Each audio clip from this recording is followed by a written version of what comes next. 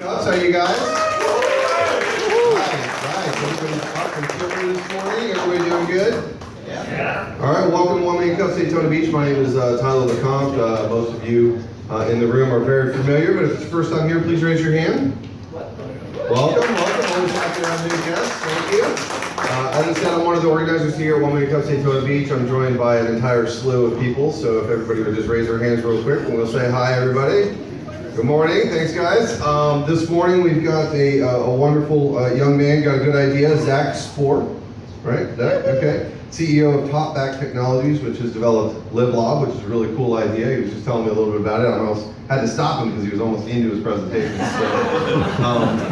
but he's definitely ready to go. He's at the UCF incubator here, so I know we've got Connie's here this morning. Right, yeah, there she is. Raise your hand. Thank you. And he's got a platform that solves two problems: the cost of owning stuff like this and the hassle of traveling with it. So we're definitely excited to hear his idea and hear what he's got put together. So without any further ado, welcome. Good morning, everybody. How's everyone doing today? Great. Thank you so much for coming. This is like my 5th or 6th time being here. I try to get here anytime I can, but anyone who's done a new business or a startup knows that you're busy, getting grinding, so it's hard to make it happen. I did have a really cool video to show, and it's going, but there's no sound. So I'm just going to kind of talk over a little bit. I was trying to keep you guys hyped for what we're going on. This is all done here in Daytona Beach, actually. All the video with Ariel and with some local incubator clients. That's my time. Yes, Connie sees some local people in there as well. We're doing all of them. Right, so just a quick rundown before I get into the presentation while the video is going on in the background.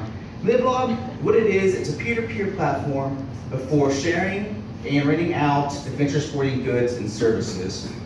So anything from bikes to stand-up paddleboards to surfboards to RVs to jet skis, boats, you name it. If it's adventurous, this platform is for you.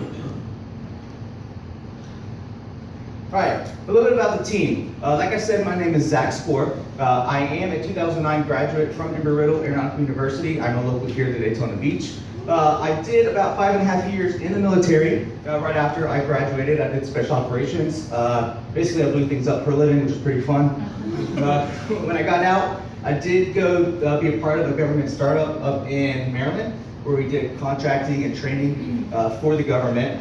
After I got finished with that, I moved down here, started up the company. My co-founder, one of my best friends, we were roommates back in Virginia where we were stationed, Ryan Shinnick. He's currently in London going to LBS, London Business School, earning his MBA. He was a nuclear submarine officer as well. And then someone we brought on in February as another co-founder, my CTO, Mike Hanna. He's currently in Northern Virginia. I work with him at the government startup up in Maryland. He holds different patents and different software applications and patent pendings, and he's helping out a lot. So how did LibLob come about? Well, in 2015, Brian and I, which he just moved up north to Connecticut, we're talking about how we can get in business together. We always had this idea of maybe doing like a whiskey cigar bar in Virginia Beach or doing piano bar or something. We always had the mindset of wanting to do business together. Well, he and I, over our years in the military, acquired a lot of adventure sporting goods. I myself own 2 kayaks, a stand-up paddleboard, a motorcycle, a jet ski, a boat, a bicycle, you name it, I probably had it. I was single and had fun, and that's where my money went.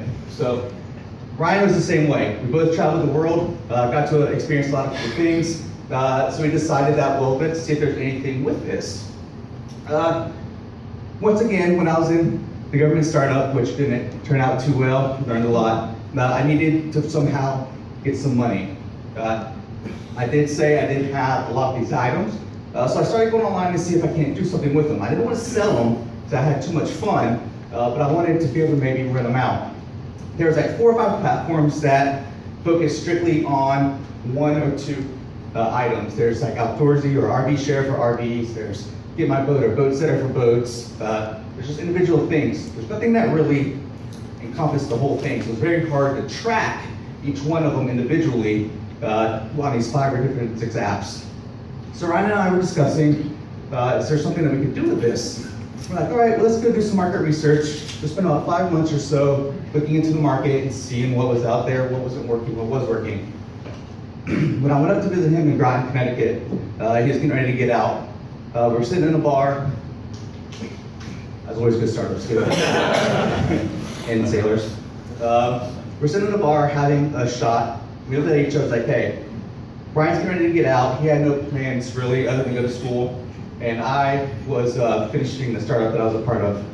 He's like, why haven't we done anything with this? We've done the market research. We've looked at the results, what can happen, and this is a viable idea. It's like, okay. So we wrote down a quick business plan on a napkin, and then went back and actually wrote it up. And wrote our first business plan, and that's kind of how Talkback Technologies was formed. So we have since acquired some pretty good advisors for our team. You see a few of them down here, probably people know. Dr. Michael Bowers over at Embry-Riddle, Dr. Robert Matthews currently works for Google, Connie Brunzel over at the incubator. Jeffrey Wells sits on the cybersecurity board over in Maryland, and Jack Pfeiffer, which I think everyone kind of knows about marketing. So kind of what I said, what the problem is that we're solving. If you think about boats, RVs, the cost obviously is pretty high for people to own. What people don't know though, for nice kayaks, you're thinking around $1,800 to own a kayak. Same with nice boards, surfboards, nice pair of skis or snowboards as well. The cost is actually pretty high, especially if you don't really do that sport often.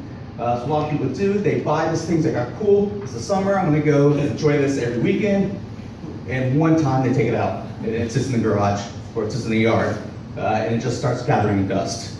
So that investment that they made in there starts to go down, and it's just sitting. And if you're married, wives start complaining, or husbands start complaining about why this thing is taking up all this space. Another one is that actually traveling with this gear. So people who travel often, who like doing surfing, who like going snowboarding, knows it's about an average of $200 one way to check that baggage. One way for that piece of equipment, it's by itself. It's ridiculous, right? Another thing is that rental shops aren't always everywhere, okay? We're lucky here in Daytona Beach, we have quite a few rental shops up and down A1A, all the way as far as I can think of, that offer a lot of cool things, but they're not everywhere. What about out in, about one of the lakes, Great Lakes? There's some along the coast, but they're not everywhere. Same out Midwest, and same pretty much worldwide. Currently, there's no easy way that exists to book those things as well. Yeah, the internet is awesome. You have to do a lot of Google searching. You gotta see what sort of they offer, but you don't actually know what piece of equipment you're getting until you get to the shop, right? So yeah, I want to book that, want to reserve something. Then when you get there, maybe it's a little less eye-appealing than what you thought it was going to be. There's some dents or scratches on it that you weren't expecting. So we want to kind of get rid of that. And like I said, that's our solution, right? That's where we came together. We decided to build one big platform that not only allows for all the adventure sporting goods to be in one place, but you actually book each individual one that you want to get. So you see a picture of something, that's the one you're booking. Much like Airbnb is, to kind of compare it to something. You see a house, you see the rooms, you rent the house into the rooms, same with VRBO. Same concept, you see the adventure sporting good, whether it's an RV, boat, kayak, that you take a look at it, you look at the prices, if you want it, you book it. So how does this work? So people save money, right? You don't have to invest that big amount to own something necessarily, unless you plan on using it often. Renters that can actually try new sports for less than it would be to own it. And also something new that we're getting into, and I'll explain a little bit more, is we're introducing a digital currency on the blockchain. And I'll talk a little bit more about that. Make money for owners, so you make those big investments, why not get some of that investment back, right? Earn a little bit more, make a significant other happy, and go on your way. The last one is a pretty fun one, especially for millennials. We like to share, express, we like to share our experiences, share our passions. It's a great way to do that with other people. Guys, so why did we decide to do it now? Like I said, we've done extensive market research. There have been some companies that tried some similar stuff early on. The sharing platform was just getting started, so people weren't really sure how the sharing market was going to go. Obviously now, it's part of most everyday's lives. Currently, over 70% of people do some sort of sharing platform, which is pretty amazing. This is in the US alone. In fact, $34 billion was spent in some way on sharing networks. The rental of recreational goods, this is brick and mortars, is on a 12% year-over-year increase. It's expected to continue that growth to about $3.9 billion market by itself by 2022. And then there are over $1.7 billion leisure trips last year, 2016, and it's expected to have a spending on a $110 billion market on amusement and activities by 2022. So what does that mean? Basically, we're taking our big market, which is the $100 billion market. We think that our addressable market is about $1.5 billion, which is the rental of recreational goods, which is our core mission. And we believe we can obtain about 20% of that, which gets about $300 million by 2022. All right, so a couple screenshots of the platform. If you log on today, there's been a couple more items listed since these have been brought up. We kind of go up there, right? As you see, we have all the icons, which are all the categories that we currently offer. You can search where you want to go, the dates you want to go, and search it. So a couple bikes, for instance. So if you pick bikes, you can look at different bikes. Here's some bikes that are on there, or were at the time that this was posted. On there, and it shows you general locations. So we take privacy very, very seriously with us. So we never share any personal information until an actual rental agreement is made between two parties. Next, if you click on something like a kayak, you can see different pictures that they have. You see the prices, if the owner currently offers delivery for it, and a little bit about the item and where it is. Some things that we're getting ready to launch within the next 2 weeks, some tours and activities. So we made some strategic partnerships, which now allow us to offer tours and activities 6,000 locations around the world. This is just a screenshot of one of them, which will be coming closely here in Daytona. You search up here what you're looking for, where. Here's one in London, same thing. And then very newly, getting ready to offer as well on there, some swag. Everyone likes swag, right? So surface collection, this isn't quite ready. These are literally in beta, no one's seen this yet. So you guys are awesome, you guys can see it first. And this will become very soon. All right, so how do we make money, okay? We charge 20%, which is about normal for sharing platforms all across the spectrum, whether it's houses, whether it's cars like Turo, or other boating markets. The difference is that we split that cost. Usually the sharing platforms charge heavily on the owner or heavily on the renter. We don't do that, we split the cost, right? We think everyone who wants to experience these, make monies and share, should also share the cost. So you get 10% from what the owner gets, and we charge an extra 10% to the renter. That way the costs are shared across, everyone doesn't get heavily burdened, and everyone gets to have fun. All right, I mentioned a little bit earlier about cryptocurrency. Who in here knows anything about cryptocurrency or blockchain? Anybody? Who has heard of Bitcoin? All right, so most people have. Unfortunately, Bitcoin has a bad name due to its use in what people say the dark net or the underworld. That's not necessarily the case, okay? Bitcoin came out in order for a way to have a decentralized network for people to track the actual coins backed by a ledger, if you will. So what is cryptocurrency exactly? It is a digital coin that is encrypted, it's crypto, which is used to conduct exchanges, just like I said. And the blockchain is what actually tracks that cryptocurrency from inception all the way to the future. It'll always be a record of where that coin goes and who has had it. So basically think of it as a ledger that distributes to all user. Another way to think about it, cryptocurrency in the most infant way is a token from Chuck E. Cheese, right? It's basic. You go pay money, which is your asset, get your tokens, and only things in Chuck E. Cheese can be ran off those tokens. Same thing for cryptocurrency. So why are we going this route? All right, we had a couple questions when we first decided to go this. We've been working on this for about 6 months now. One thing is access to more people. Currently, there are 2.2 billion people worldwide that have access to either internet or the mobile phones, but do not have access to traditional exchange services such as banks or other exchange methods. Cryptocurrency, it doesn't matter, okay? As long as you have access to the internet, some way or another, whether it's via data from cells or the internet, you have access to cryptocurrency. It's more secure. Like I said, everything is tracked from when that cryptocurrency is first distributed, all the way until it's destroyed by the original maker of that currency. So IDs are associated with the coins and they're followed. So if I have $100 today, I can't give $100 over here and $100 over here. And make sure that when I distribute that $100, I am immediately out of that $100 and I can't try to give it to anyone else. So fraud goes way, way down for cryptocurrency. As our own cryptocurrency, we can issue it as awards and incentives on our platform, which I can't do really with anything else. So let's say you're a new user, or you get 5-star ratings, or you bring new people on board, I can issue those as an award type status. Cryptocurrencies as well, we're offering it this way. We give our users some power.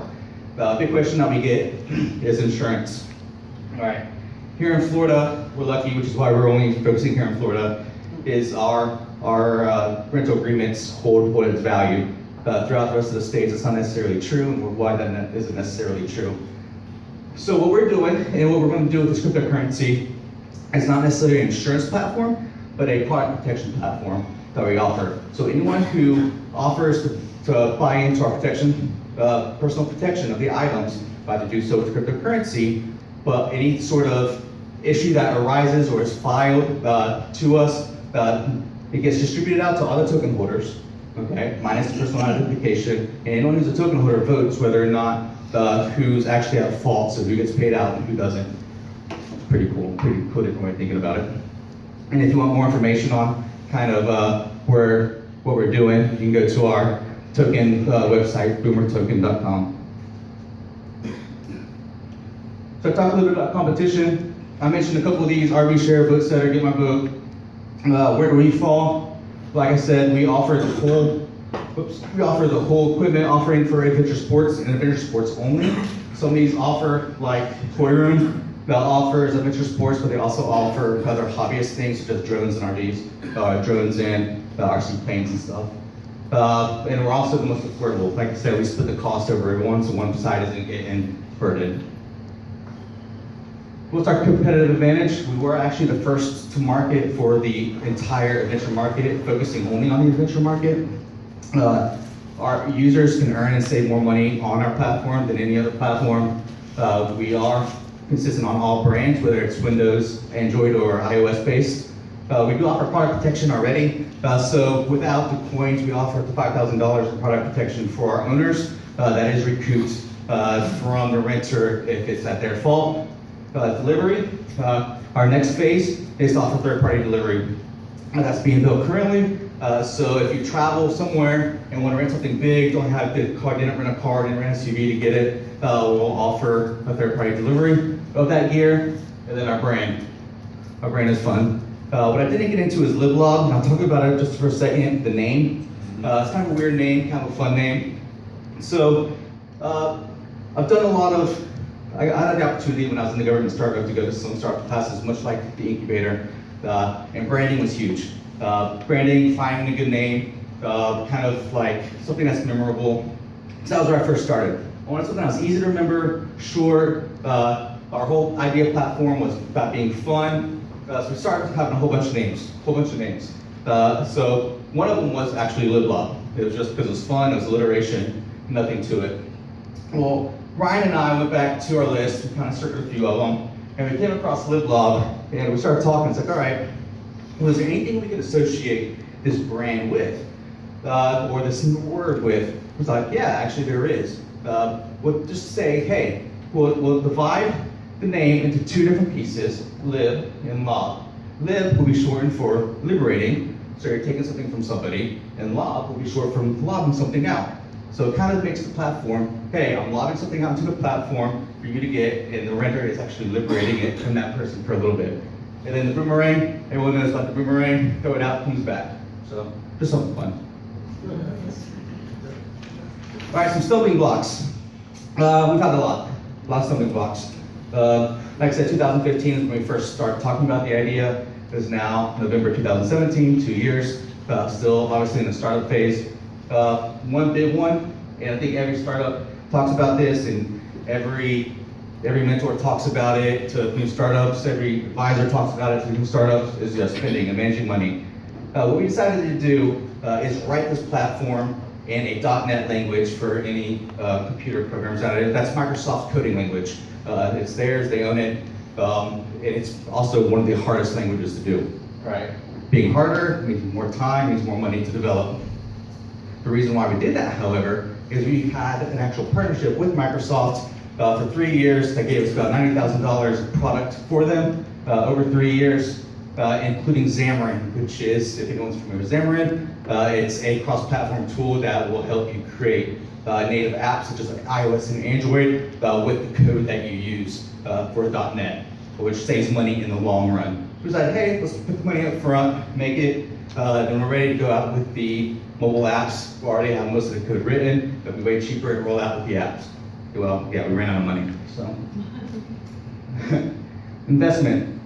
Here in Florida, it's hard. Investment is very, very hard for individuals, especially if there's no patents available, which Florida investors like to see, and Florida investors, as our experience, is very, very tight with their money, right? I had the pleasure to go to Boston, talk to some VCs, out west as well. Totally different mindset. Florida investors want to see actual growth, actual business, not really knowledge, but business, proven market traction, right? They want to see that first before they throw money at it. Boston's, New York's, the Austins, the Silicon Valleys don't. They want to say, hey, go, just try to make it happen. Here's a whole bunch of money. If you fail, good job for starting it. Come up with another idea, let's try it again. But not the case here, so it makes it very difficult to try to keep money here in Florida. Also, what we found out is from investors that we have talked here who have shown interest, just sort of fall off. They're like, hey, yeah, let's talk more. And I try to reach out to them, and there's nothing. Common term called ghosting, which millennials are aware of. Basically, when someone just doesn't return phone calls back, doesn't return texts back, doesn't return emails back. That's happened to us on more than one occasion from investors. They're just not that into. Right, exactly. Just not that into us, right? They swipe left. The next thing is getting activity. So up to this point, we launched in May. We had a platform where people could log on, could actually create a profile, and could list items. However, it wasn't the full platform because, like I said, we ran out of money. So people really couldn't make money on it, couldn't really do anything on it yet other than that. Because of that, we believe that hindered our growth with actually getting people on board. So now, though, we did find some developers that fit with what budget we have. We should have that ready in about 2.5, 3 weeks. So we should have a full platform by then. So timeline, a little bit about it. Like I said, idea 2015, created a company 2016. Got accepted into the UCF incubator, I think which is now the Volusia incubator, powered by UCF, is a new branding. We went to the ERU Test Flight Bootcamp. For those of you who aren't familiar with, Embry-Riddle held a little boot camp for starting businesses back in February 2017. Dr. Stephanie Miller was there, Dr. Bowers was there, some people from Fire Spring Fund were there, so it was put in conjunction with. Great time, learned a lot, did customer discovery, finished that, graduated our required Excellence in Entrepreneurship course, which was required by the incubator, became a full-time client, went to a Trep Expo, also held by Embry-Riddle in May 2017, which was when we launched the platform that we had. At the same time, we got accepted into what was called the Adventure Scale-Up Advanced Accelerator out of Orlando. Finished the accelerator June 2017, and then literally the week that Irma hit, we made 2 strategic partnerships. Which is what you saw before, which is why it's taking us so long to get those activities and stuff up, because they were also effective. But we had those partnerships. Future timeline, like I said, here in about 2 or 3 weeks, we should have our transaction piece up and running. The token sale, which is the cryptocurrencies I was talking about, is going to occur January 2018. We plan on integrating those cryptocurrencies by May of 18. We plan on having the full delivery here in Florida, third party that is, in phase 2. What phase 2 is tourism activities. We want them with ourselves. So we want to be able to offer those internally on the platform and not have to partnership it out. And that should be hopefully start integrated by August of 18. In November of 18, phase 3, which is all other activities, so anything that's not adventure related, but is something to do outside, sort of related, integrated by November 18. Plan on expanding our delivery outside of Florida into the rest of the US by March of 19, and then June of 19, offer our first delivery services over probably in England. So summary, real quick, I know I talk kind of fast sometimes, but hopefully this will wrap it all up. We are the first, and we're the first to focus solely on the entire venture market. There is a strong growth trend in peer-to-peer platforms, as well as adventure sports and passions that we're trying to ride right now.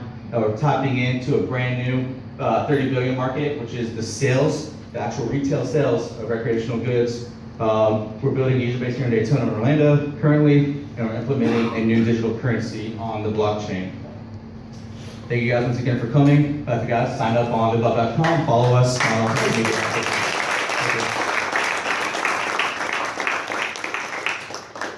Questions from people?